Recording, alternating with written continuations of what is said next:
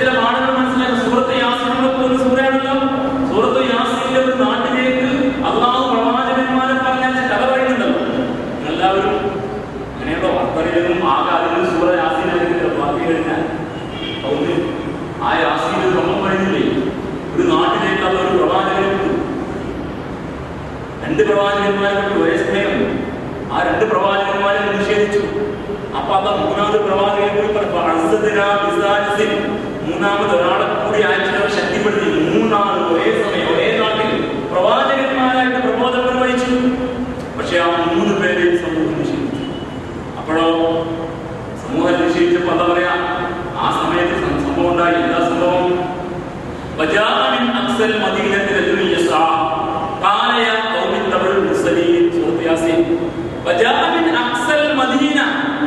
ആ നാഗരിക സമൂഹത്തിന്റെ അങ്ങേയറ്റത്ത് നിന്ന്, അഥവാ നഗരത്തിന്റെ പട്ടണത്തിന്റെ സിവിലൈസ്ഡ് പീപ്പിൾ താമസിക്കുന്ന ഇടത്തിന്റെ അങ്ങേയറ്റത്ത് നിന്ന് ഒരാൾ വന്നു. ഒരു പുരുഷൻ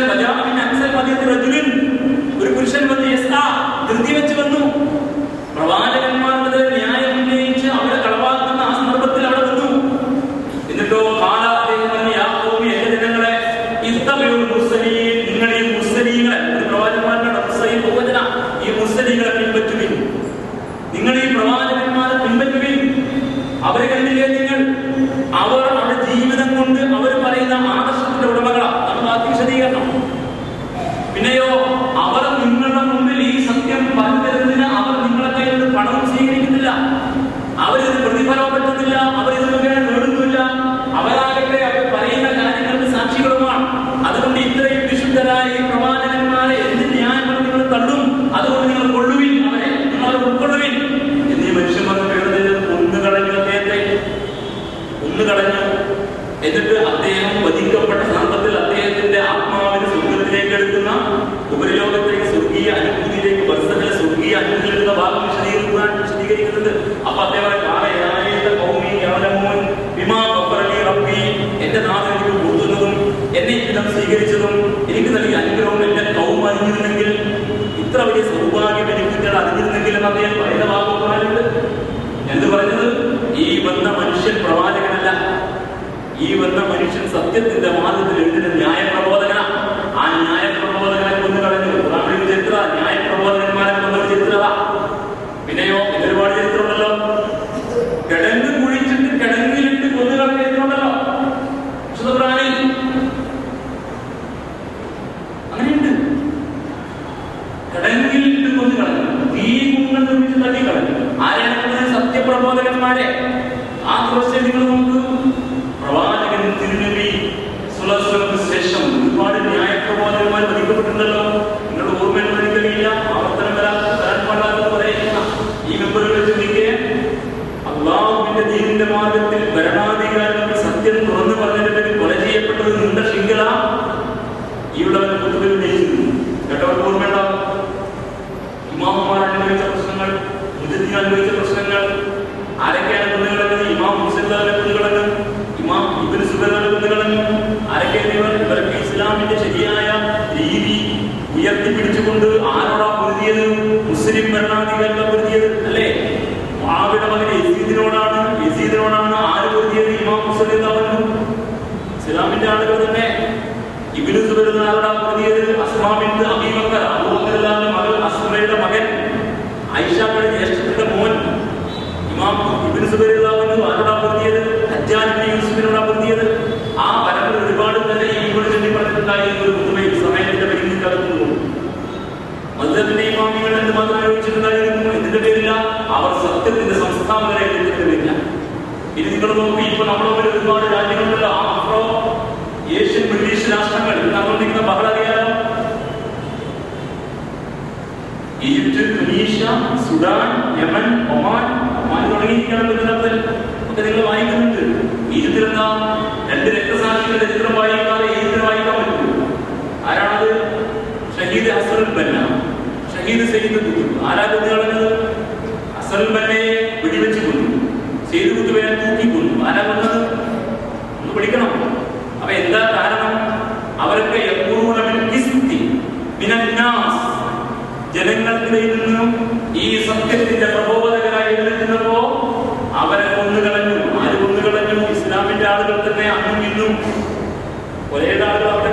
സമൂഹത്തിന്റെ ആളുകൾ. അപ്പോ ഇങ്ങനെ ന്യായ പ്രബോധകന്മാരെ കൊന്നുകളഞ്ഞവർ, അവ പ്രവാചകന്മാരെ കൊന്നുകളഞ്ഞു. പ്രവാചക പരമ്പരയിൽ ഇസ്ലാമിന്റെ ശരിയായ അവസ്ഥയെ ഏറ്റെടുത്തുകൊണ്ട് സമൂഹമധ്യ എഴുതിരുന്നവരെ കൊന്നുകളഞ്ഞു. അപ്പണി ചെയ്യുന്നവർ, അപ്പണി ചെയ്യുന്നവർ ഇതൊന്നും പുറത്തുള്ളവരെ കുറിച്ചല്ല ഈ പറയുന്നത്, അകത്തുള്ളവരെ കുറിച്ചാണ്. പിന്നെ നമുക്ക് പുറത്തുള്ള ചിന്തിക്കാം. ആദ്യം അകത്തുള്ള ചിന്തയാവട്ടെ. ശരിയായ ഇസ്ലാമിന്റെ ശരിയായ സമർപ്പണത്തെ സഹിക്കറിയാതെ അതിനോട് കൗര്യം കാണിച്ചിട്ട് അധികാരത്തിന്റെ ചിഹ്നബലത്തിൽ ന്യായ പ്രബോധകന്മാരെ കൊന്നുകളഞ്ഞവർ അവരും. അപ്പൊ ആരൊക്കെയാണ് ഇന്നലെ എപ്പോഴും ആയാത്തില്ല ഈ വസ്തുതകളെല്ലാം ശരിക്കും മനസ്സിലായിട്ട് നിഷേധിക്കുന്നവർ?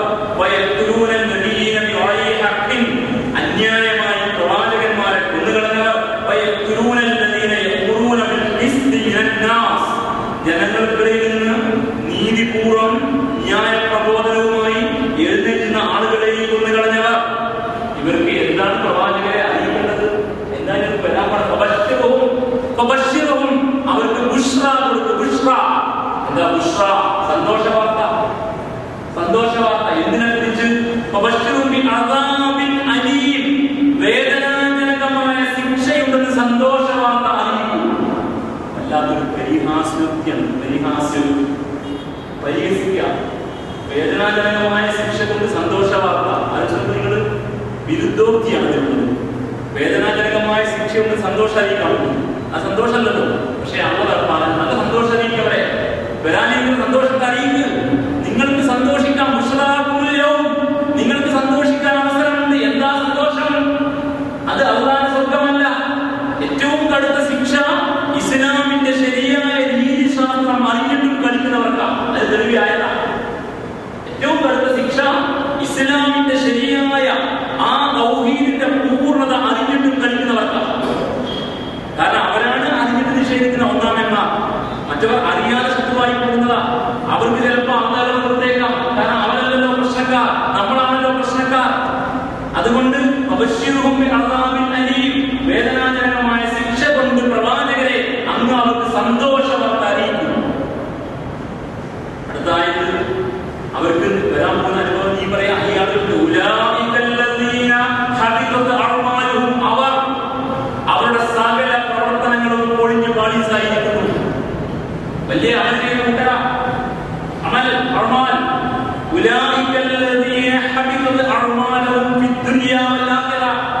ഇഹലോകത്തും പരലോകത്തും അവരുടെ മുഴുവൻ അമലും പൊളിഞ്ഞ് പാളീസായി തകർന്നു പോയിരിക്കുന്നു. അവരെ സഹായിക്കാൻ നാളെ ഒരാളും ഉണ്ടാവില്ല. ആ വചനങ്ങൾ നിങ്ങൾ മനസ്സിലാക്കണം. എന്താ സംഗതി? ഇസ്ലാമിനെ പൊളിക്കുന്നവരാണ് ഏറ്റവും വലിയ ഇസ്ലാമിന്റെ പ്രവർത്തകർ. അതിന്റെ അത്ഭുതം ഭയങ്കര വ്യത്യാസം സംഭവിക്കുന്നു. ഇസ്ലാമിനെ പൊളിക്കുന്നവർ ഇസ്ലാമിന്റെ ഏറ്റവും വലിയ പ്രവർത്തകർ. അവരാണ് ഇസ്ലാമിന്റെ ഹോൾസെയിൽ ഏജന്റുമാർ. എന്നിട്ട് അവരെന്താ ചെയ്യുന്നത്? ഇസ്ലാമിനെ അടക്കി ഒതുക്കി ചുരുട്ടി കെട്ടി കൂട്ടി അവർക്ക് പറ്റുന്നത് പോലെ നിർത്തിയിരിക്കാം. അവിടെ താല്പര്യങ്ങൾക്ക് ഇസ്ലാം ഇല്ലായിരുന്നു. അതുകൊണ്ട് അവർക്ക് പറ്റുന്ന ഇസ്ലാം. ഞാൻ കഴിഞ്ഞ കാലത്ത് 5 ചോദ്യങ്ങൾ ഉന്നയിച്ചത് ഓർമ്മയുണ്ടോന്നറിയില്ല. 5 ചോദ്യങ്ങൾ ഉന്നയിച്ചിരുന്നു. സ്ഥിരം ശ്രദ്ധിക്കുന്നവർക്കറിയാം. ആ 5 ചോദ്യങ്ങൾ മനസ്സിലാക്കട്ടെ. 5 കൂട്ടരെ നിങ്ങൾക്ക് ഈ ഇസ്ലാമിക സമൂഹത്തിൽ മനസ്സിലാക്കാം. അവർക്കുള്ള താല്പര്യത്തിനനുസരിച്ച് ഇസ്ലാമിനെ ആക്കി വെച്ചിട്ട് അവർ ഇസ്ലാമിന്റെ ഏജന്റുമാരായി രംഗത്ത് വന്ന് ബാക്കി എല്ലാവരെയും കൈകാര്യം ചെയ്യും. എന്താ സംഭവിക്കുക? ഈ സമഗ്രമായ ഇസ്ലാമിനെ അതിന്റെ കൃത്യമായ രീതിയിൽ ഏറ്റെടുത്ത് അള്ളാഹുവിന്റെ ആയാത്തുകളെ നിഷേധിക്കാതെ അതിന്റെ മാർഗത്തിൽ പണിയെടുത്തും അതിനുവേണ്ടി ശ്രമിച്ചും അതിനെ ആഗ്രഹിച്ചും അതിനെ കൊതിച്ചും ആ മാർഗം സമർപ്പിച്ചും പരമാവധി വിശുദ്ധിയോടെ ജീവിച്ച് മുന്നേറാൻ ശ്രമിച്ചാലേ രക്ഷപ്പെടൂ. അതിന് പകരം നമ്മുടെ താല്പര്യങ്ങൾ മുൻഗണന കൊടുത്തിട്ട് ഇസ്ലാമിനെ വെച്ചിട്ട് ബാക്കി നമ്മുടെ ഭൗതിക സ്വാർത്ഥ താല്പര്യങ്ങളെ എല്ലാം കൂട്ടുപൂജി നടക്കുന്ന ആളുകൾ അവർക്ക് അവ അറിയിക്കാനുള്ള സന്തോഷവാർത്ത വേദനാജനകമായ ശിക്ഷയാണ് കഴിഞ്ഞില്ല. അപ്പൊ നമുക്ക് ചോദിക്കാൻ പറ്റുന്നു, ഒരുപാട് ചെയ്തിട്ടുണ്ട്. ഒരുപാട് നിസ്കാരം, ഒരുപാട് ഇത്തിഖാഫ്, ഒരുപാട് ഹജ്ജ്, ഒരുപാട് ഉംറ, ഒരുപാട് സദഖ, ഒരുപാട് സദഖാത്ത്, ഇതൊക്കെ എന്തായി പോകും? ഒരു ചോദ്യം, അതൊക്കെ എന്തായി പോകും? എന്താ പറയാ? അതൊന്നും ഇല്ലല്ലോ, അതൊന്നും ഉണ്ടാവില്ല. എന്താ കാരണം? അഖീദ ശരിയായില്ല. ഇസ്ലാം എന്താണെന്ന് കൃത്യമായ ഈമാൻ ഉറപ്പിച്ചിട്ട് ആ മാർഗത്തിൽ പണിയെടുക്കണം. അത് വിട്ടിട്ട് നിങ്ങളുടെ താല്പര്യത്തിന്റെ മാർഗത്തിൽ ഇസ്ലാമിനെ വിശ്വസിച്ചിട്ട് നിങ്ങൾ പറയാൻ ചെയ്യൂ. അതുകൊണ്ട് നടക്കണമെന്നില്ല.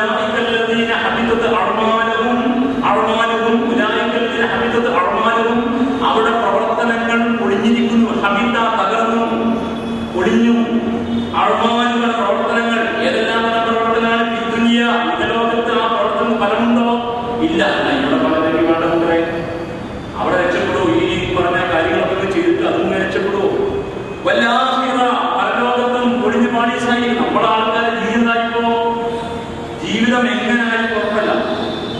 പിന്നെ റബീഉൽ അവ്വൽ വരുമ്പോൾ നമ്മൾ കുറച്ച് സ്വലാത്ത് ചൊല്ലിപ്പോണം. അന്നതാണ് നടത്തണം. അതും റസൂലിന്റെ വേണ്ടി ഒരുപാട് പൈസ നടത്തണം. ശരി. പിന്നെന്താ? പിന്നെ താജ് സ്വലാത്തും നാരിയ സ്വലാത്തൊക്കെ ചൊല്ലണം.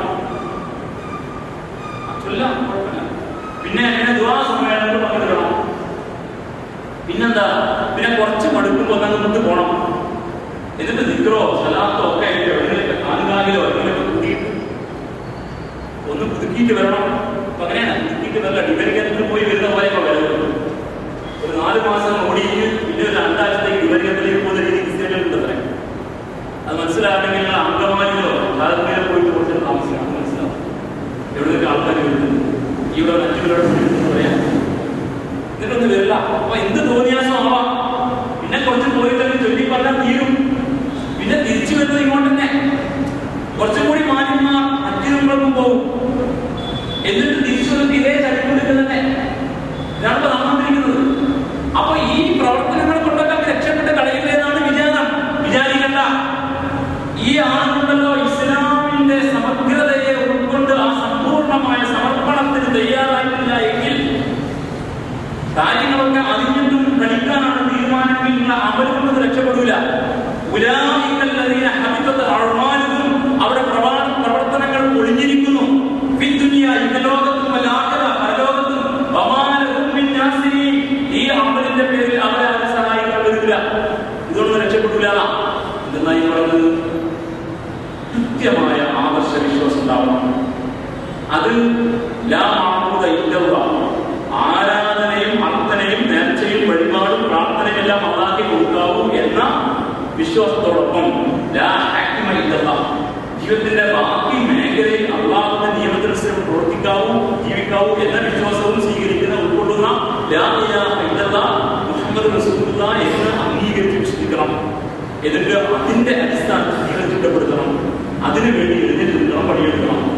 അങ്ങനെ പോയാൽ ഈ നിസ്കാരത്തിന് മുന്നുണ്ട്, ഈ ദുആക്ക് മുന്നുണ്ട്, ഈ ദിക്റിന് മുന്നുണ്ട്, ഈ സ്വലാത്തിന് മുന്നുണ്ട്. ഞാനതൊന്നും ഞാൻ പറയുന്ന കൂട്ടത്തിലല്ല. പക്ഷെ അത് മാത്രമായി ഒരു ജനത തോന്നിയാസം കാണിക്കാൻ സഹിക്കാത്തത് കണ്ടതാണ്. അപ്പൊ ഈ ക്രമത്തിൽ പോകണം. എങ്കിലേ ഈ പ്രവർത്തനങ്ങൾ പുണ്യുണ്ടാകുള്ളൂ. ഹബീബത്ത് അഅ്മാലുഹും എന്ന പ്രയോഗം ഖുർആനിലുള്ള വേറൊരു സ്ഥലത്ത് കിട്ടും. അത് നിങ്ങൾ പഠിക്കാൻ വേണ്ടി പറയാം. അത് സൂറ ഹുജറാത്താണ്. സൂറ ഹുജറാത്തിന്റെ ഒരു പ്രത്യേകത, ഒരു ഇസ്ലാമിക സമുദായം ഒരു നേതൃത്വത്തിൽ ജീവിക്കുമ്പോൾ അവർ പാലിക്കേണ്ട മര്യാദകളെല്ലാം പറയുന്ന ഒരു സൂറയാണ് സൂറ ഹുജറാത്ത്. വിശദീകരിക്കാൻ ഇപ്പൊ നമ്മുടെ സമയമില്ല, പഠിക്കുമ്പോൾ അപ്പൊ പഠിക്കാം. പക്ഷെ നിങ്ങൾക്ക് ഇപ്പൊ പഠിക്കാം. അതിന് പറയുന്നുണ്ട് ഗീബത്ത് നമീമത്തുള്ള കാര്യങ്ങളൊക്കെ പറയുന്നുണ്ട്. എല്ലാം പറഞ്ഞിട്ട് അത് പറയാം. ആ കാര്യങ്ങൾ ഇത്തരം ഗുണങ്ങളൊന്നും കൊണ്ടിടക്കരുത്. അത് തെറ്റായ രീതിയാണ്. അതുകൊണ്ട് എന്ത് സംഭവിക്കും?